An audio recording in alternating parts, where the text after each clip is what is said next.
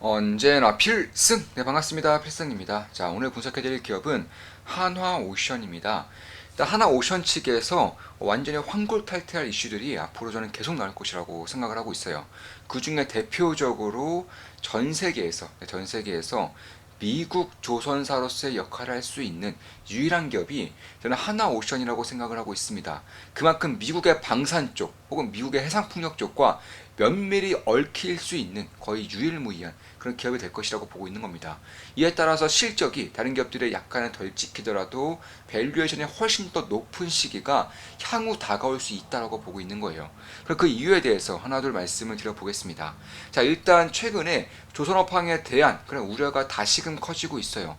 수주를 받는 속도가 얕아지고 있고요. 그리고 배 성과의 기울기, 상승의 기울기가 어느 정도 조정해 보이면서 그런 것들을 보면서 이제는 조선 사이클이 끝난 것이 아니냐, 조선업의 피크가 다가온 것이 아니냐 이런 식의 우려가 있지만 네, 저는 전혀 아니라고 보고 있습니다. 일단 우리 멤버분들 간의 대화만 보더라도 알 수 있는 부분이에요. 지금 보시면 6월 10일에 우리 멤버분들 토론방에서 나눈 대화입니다. HD 현대미포가 이제 수주 공시를 띄웠고요. 자, 성과가 왜 이러죠? 갑자기 폭등을 해버리네요.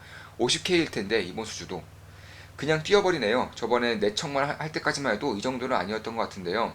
톤마일 증가 반영인가요?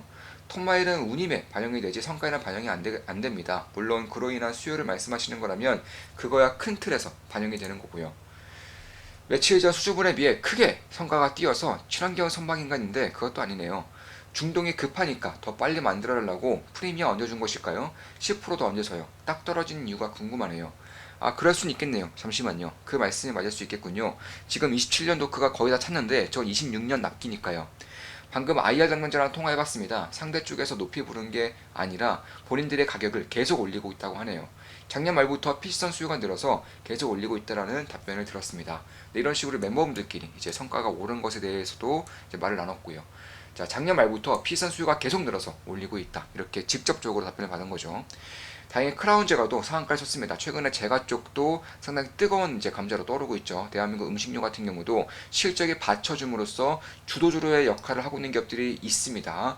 오늘 제과 쪽은 무더위로 인해서 매출 기대감으로 오른 것 같은데 저는 김밥이나 식품군의 해외 관심이 제과 쪽으로 가지 않을 거라 생각으로 보고 있던 터라 추후 모멘텀에서 받는다면 좋은 모습을 보이지 않을까 싶습니다. 이렇게 본인들이 이제 관심 종목들도 이렇게 좀 얘기를 나눈 것이고, 이제 제가 봤을 때에는 이 하나오션에 대한 우려 혹은 뭐랄까요, 그 불안감 이런 것들이 상당히 좀 심한 상태라고 보고 있어요. 아마 그에 반해서 밸류에이션을 가장 높게 받을 수 있는 전 세계에서 가장 높게 받을 수 있는 조선사라고도 생각을 하고 있습니다. 그 중에 가장 큰 이유는 미국의 조선수의 인수예요. 미국 필리조선소 인수권이 있습니다.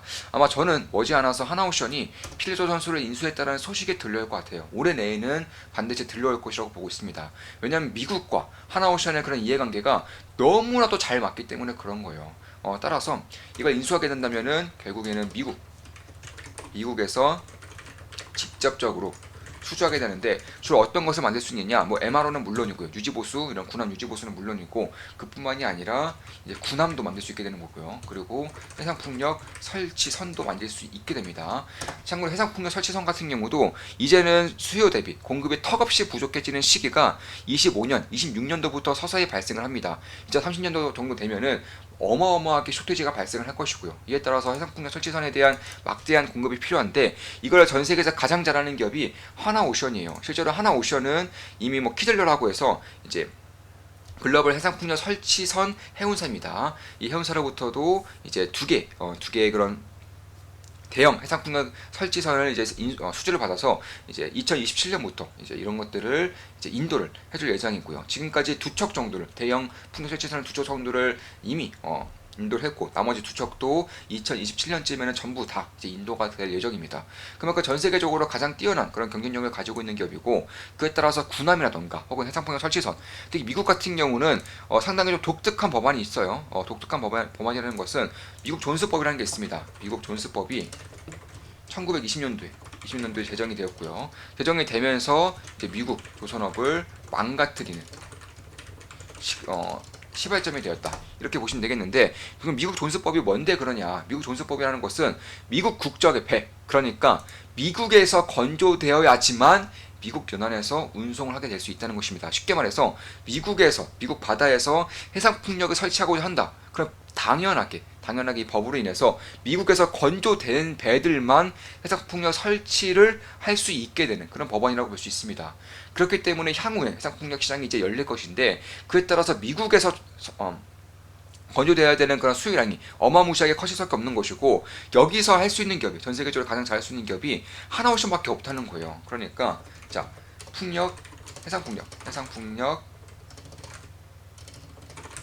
설치선에 대한 수요가 이제 미국 내에서 건조돼야 되는데, 이게 하나오션이 이제 가장 잘할 수 있는 분야이고요.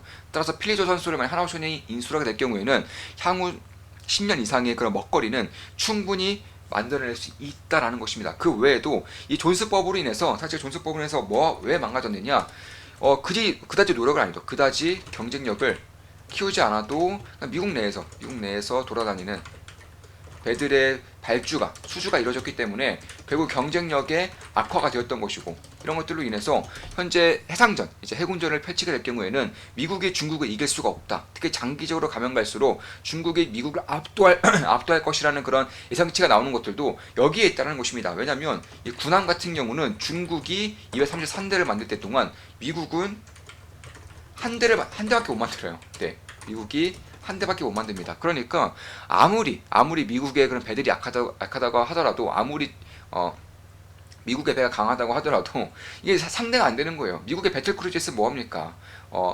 중국은 233개의 뮤탈이 있는데 233개의 뮤탈의 배틀크루즈 한 개 그냥 이기거든요. 이런 식으로 물량 차이에서 어마어마하게 벌어지다 보니까 현재 미국 내에서, 특히 미국의 해상 이제 전략가들 사이에서는 이거 굉장히 큰 위기다. 어떻게 해서든 뭐 한국이라던가 일본의 손에 빌려야 되는데, 이게 존스법 때문에 막혀 있다는 거예요. 존스법이 폐지되지 않는 이상, 완화되지 않는 이상은 한국이라던가 혹은 일본에 이런 배의 발주를 넣을 수가 없다는 것입니다. 왜냐하면 배의 발주를 넣어봤자 미국의 연안에서 움직일 수가 없는데 이게 무슨 소용입니까? 그래서 그런 것들 봤을 때는 그나마 대만 해역에서만 혹은 아시아 쪽에서만 움직일 수 있는 배밖에 건조가 안 된다는 것이고, 조금 더 본질적으로 가보자면 미국 내에서 건조가 돼야 되는데, 미국 내에서 건조하기 위해서는 결국 하나오션이 필리조선소를 인수하면은 해결이 된다, 이렇게 볼 수가 있겠습니다. 따라서 미국의 군함, 해상풍력 설치선만 가져오더라도 하나오션 입장에서는 다른 조선사에 비해서 어마어마한 밸류에이션 리레이팅을 받을 수밖에 없다는 거예요. 고평가 받을 수밖에 없다라는 것입니다. 그래서 그런 것들을 봤을 때 결국에는 하나오션이 저는 필리조선소를 결국에는 가져올 것이라고 보고 있고요. 가져왔을 때 문제도 있을 수 있겠죠. 왜냐하면 미국 내에서의 그런 제조업의 생산성이 워낙에 악화되어 있다 보니까 이거 가져와봤자 뭐하냐, 어차피 적자 나는 거 아니냐, 이런 식의 우려가 있을 수 있겠지만, 필리조선소는 이미 흑자를 냈었던 조선소예요. 참고로 필리조선소 전에는 호주사가 가지고 있었는데, 이 호주사가 가지고 있을 때에도 흑자를 꾸준히 냈었던 조선소입니다. 그만큼 미국 내에서의 수요가 워낙에 크다 보니까 아무리 생산성이 떨어지더라도 그런 수익이 날 수밖에 없는 구조라는 것이고, 그런 것들을 하나오션에 가져옴으로써 그 전에는 선박만 했던 것들을 이제 군함이라던가 해상풍력 설치선 이런 것들도 만들게 될 수 있게 되면서, 결국 다른 조선사들이 선박만의 주구장창 만들 때 하나오션은 선박은 물론이고 뭐 해양 플랜트도 같이 하겠죠. 그리고 그뿐만이 아니라 이제 군함 혹은 해상풍력 설치선 이런 것들도 미국 내에서 만들 수 있다는 것은 이거 어마어마한 메리트가 아닐 수가 없겠다, 이렇게 보고 있는 것입니다. 그에 따라서 만약에 하나오션이 이 필리조선소를 가져오게 된다면 당연히 자연스럽게 외국인들의 눈에 띌 수밖에 없어요. 네, 외국인들의 눈에 띌 수밖에 없는데, 현재 하나오션의 그런 지분율이 몇 퍼센트냐, 엄청나게 품절주입니다. 지금 보시면 하나오션 지분율을 간단하게 좀 말씀드릴게요. 일단 지분율을 보시면 67% 대주주예요. 하나 에어로스페이스, 산업은행, 하나 시스템, 하나 수출은행, 이 정도이고, 그리고 자사주까지 있고요. 그리고 국민연금공단, 이 물량만 합치더라도 약 87%입니다. 약 87%예요. 자, 이 물량이 87%고요. 여기에 추가로 77%죠. 80%가 아니라 77%죠. 이 대저주 물량만 77%인데 안 그래도 지금 품절주예요. 여기서 더해지면서 외국인들의 눈에 띄었을 때 어떻게 될 것이냐. 일단 외국인 비중이 약 16%예요. 외국인이 16%를 가지고 있기 때문에 결국 93%는 잠기 물량이라는 것이고요. 여기서 추가로 필리조선소, 그러니까 미국 조선소를 하나오션에 가지고 오게 될 경우에는 결국에는 외국인들의 눈에 띌 수밖에 없다라는 것이고, 그러면 유통 물량이 안 그래도 7% 내외인데 여기서 외국인 지분율, 외국인들의 수급이 더 들어오게 될 경우 주가는 어떻게 될 것이냐 이런 것들을 볼 필요가 있다라는 것입니다. 그렇기 때문에 저는 고평가에 대한 가능성을 염두에 두고 있는 거예요. 다른 이제 조선사에 비해서 경쟁력이 이제는 그다지 악화되지 않을 뿐더러 이런 것들에 대한 수요 혹은 주식에 대한 수급이 들어오게 될 경우에는 꽤나 큰 폭의 상승이 있을 수 있다라는 것입니다. 참고로 다른 조선사 같은 경우는 외국인 지분율이 20% 이상이 돼요. 그러니까 보통 조선사라는 것이 조선업이라는 것이 국가의 기관 산업, 국가의 핵심적인 산업이기 때문에 외국인들도 이쪽에 대한 관심을 꾸준히 갖고 있다라는 것입니다. 여기서 만약에 하나오션이 가져오게 될 경우 다른 조선사들이 20% 이상 외국인 비중이 있다고 말씀드렸죠. 하나오션도 20% 이상으로 올라가게 될 경우 어떻게 될까요? 자 보시면 16%라고 했습니다. 여기서 20% 이상까지 올라가게 될 경우에는 10%의 유통주에서 유통 물량에서 4%를 외국인이 담을 경우 어떻게 될까요? 완전한 품절주가 된다는 거예요. 그만큼 상승이든 하락이든 변동성이 커진다는 것이고 일단 처음에는 수급을 끌어오면서 수급이 들어오면서 굉장히 고평가받으면서 상승할 가능성도 염두에 둘 필요가 있겠다라고 보고 있는 겁니다. 저는 왜냐하면 필리조선소를 결국에는 하나오션이 가져올 것이고 아마 머지않아서 이러한 소식들이 들려오게 될 것이라고 생각을 하고 있기 때문에 그런 것입니다.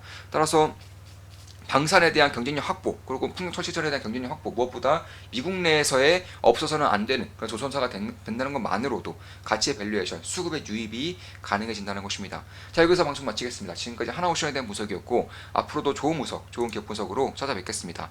필승 구독 알림 설정 좋아요는 여러분들께 돈이 됩니다. 필승